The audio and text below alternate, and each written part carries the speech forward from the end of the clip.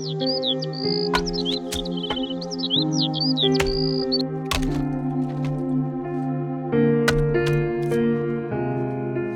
ने बुलाया है, खाना खा लो। जल्दी चलो ना बाबा, बहुत भूख लगी है। अगर इतनी ही तेज भूख लगी है तो तुम दोनों खा लो ना जाकर। नहीं, भूख तो लगी है, पर आपके साथ ही खाना खाएंगे हम। अच्छा बस 2 मिनट रुको, फिर ये वाली क्यारी की गोड़ाई कर दूं, फिर आता हूँ। ठीक है बाबा, जल्दी करो वरना खाना ठंडा हो जाएगा। रोया की बात सुनकर रामू मुस्कुरा दिया और अपना काम खत्म करने में लग गया। ये कहानी रामू की इन्हीं 2 बेटियों की है, जिनके नाम थे रोया और पेरती। दोनों बहनें अपने बाबा रामू और माँ रेता के साथ गांव में रहती थीं, जहां उनके घर के ठीक सामने उनका बड़ा सा खेत था और खेत के बगल में एक बड़ा सा तालाब भी था। फिर उस दिन घर जाते हुए, बाबा ये खेत तो हमारे काम का है, लेकिन ये तालाब हमारे किसी काम का नहीं है। आप इसे बीज क्यों नहीं देते? हाँ, और इसे बेचकर जो पैसे मिलेंगे उससे हम अच्छी अच्छी चीजें खरीदेंगे। ऐसा कभी मत करना मेरी बच्चियों, ये तालाब तुम्हारे दादाजी की आखिरी निशानी है।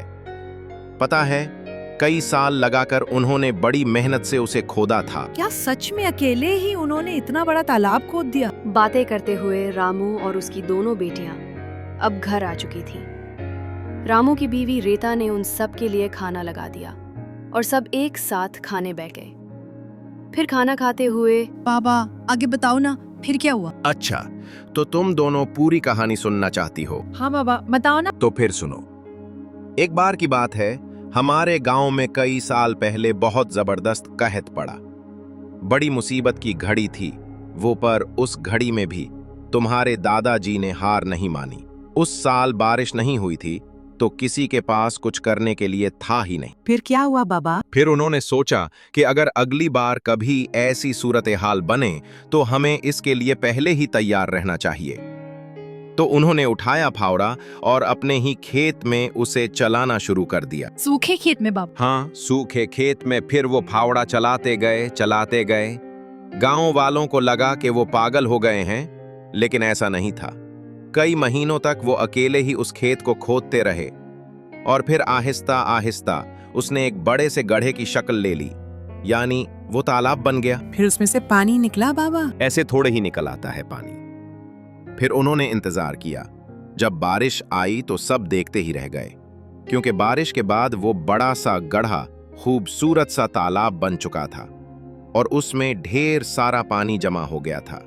तब जाकर गांव के लोगों को समझ आया कि बाबा ने असल में बारिश के पानी का जखीरा किया है, जो अगले साल की बारिश तक सबके काम आने वाला था।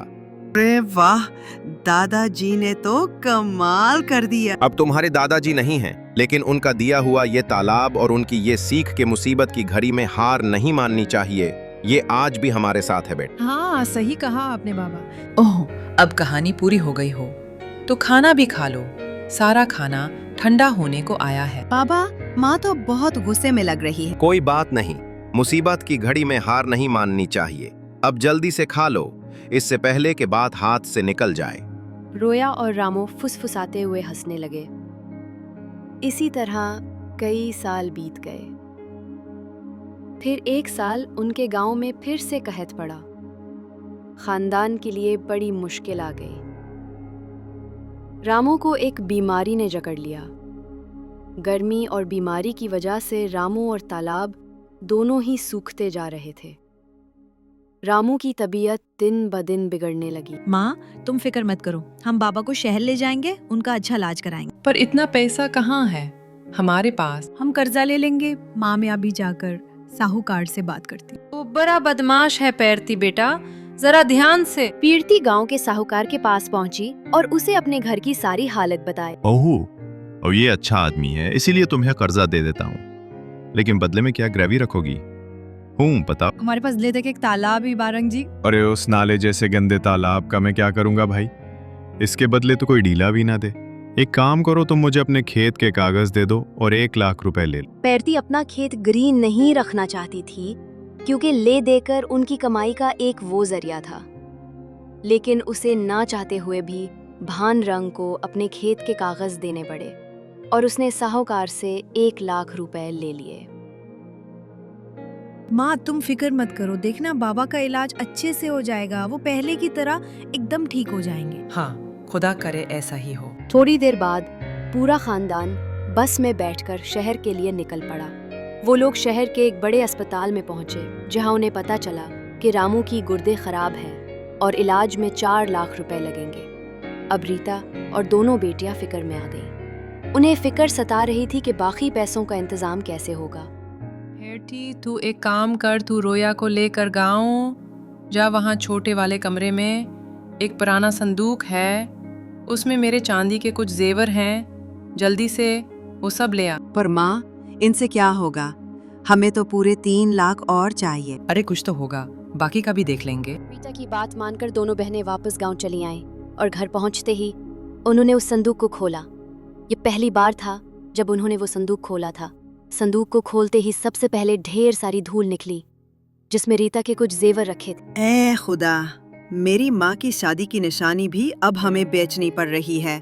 हमारी मदद करो खुदा। पेरती की आंखों में आंसू थे। तभी रोया की नजर संदूक की तह पर पड़ी, जो कुछ उई हुई सी थी। उसने वहां से लकड़ी का वो हिस्सा हटाया तो वहां उसे एक छोटी सी डिबिया नजर आई। दीदी, ये क्या है और इसे इतना छुपाकर क्यों रखा है? पता नहीं, रुक मैं उसे खोल कर देखती हूँ। जैसे ही पेरती ने वो डिबिया खोली, उसमें एक बड़ी सी चाबी और एक चिट्ठी थी, जो असल में उसके दादा ने।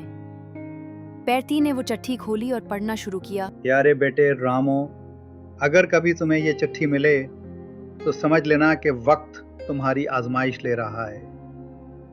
मैंने ये तालाब सिर्फ पानी जखीरा करने के लिए नहीं बनाया, बल्कि इसके नीचे कुछ ऐसी चीज छुपा दी है जो तुम्हारे मुश्किल वक्त में काम आएगी। तालाब की शुमाली दीवार के नीचे एक पत्थर है, जिसे अगर तुम ये चाबी लगाकर हटाओ तो वहाँ एक लोहे का संदूक मिलेगा। इस संदूक में कुछ सोने के सिक्के और जेवरात हैं जो मैंने तुम्हारी माँ के लिए रखे थे, लेकिन अगर वक्त सख्त हो जाए तो ये तुम्हारे काम आए। याद रखो, कभी हिम्मत ना हारना। मोहब्बत के साथ, तुम्हारा बाप धरिया। पेरती और रोया हैरान रह गईं। पेरती दीदी, दादाजी ने हमें बचा लिया।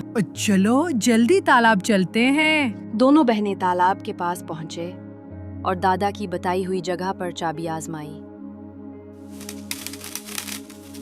कुछ मेहनत के बाद वाकई पत्थर हटाया और नीचे से एक लोहे का संदूक बरामद हुआ। इसे खोलते ही अंदर सोने के सिक्के, जेवरात और कुछ नोट मिले। ये सब देखकर दोनों बहनों की आंखों में खुशी के आंसू आ गए। फिर अब हम बाबा का इलाज करवा सकते हैं। दोनों फौरन शहर वापस गईं, पैसे अस्पताल में जमा करवाए और रामू का इलाज बेहतरीन अंदाज में शुरू हो गया। कुछ ही हफ्तों में रामू की तबीयत बेहतर होने लगी। माँ रीता और बेटियां दुआएं करती रहीं। चंद महीने बाद रामू बिल्कुल सेहतयाब हो चुका था। वो गांव वापस आए और जब उसे सारी बात मालूम हुई तो उसकी आंखें नम हो गईं। इंतनीत ने मेरे बाबा ने मरने के बाद भी हमें बचा लिया। इसके बाद रामू ने तालाब की सफाई करवाई, उसके आसपास पौधे लगवाए और गांव वालों को मुफ्त पानी देने का फैसला किया। बाबा दादाजी की ये निशानी अब सिर्फ हमारी नहीं, पूरे गांव की अमानत है। आखिरी जुमला, कभी भी किसी चीज की कीमत सिर्फ उसके काम से नहीं, बल्कि उसके पीछे छुपी कुर्बानी, जज्बा और नीयत से तय होती है।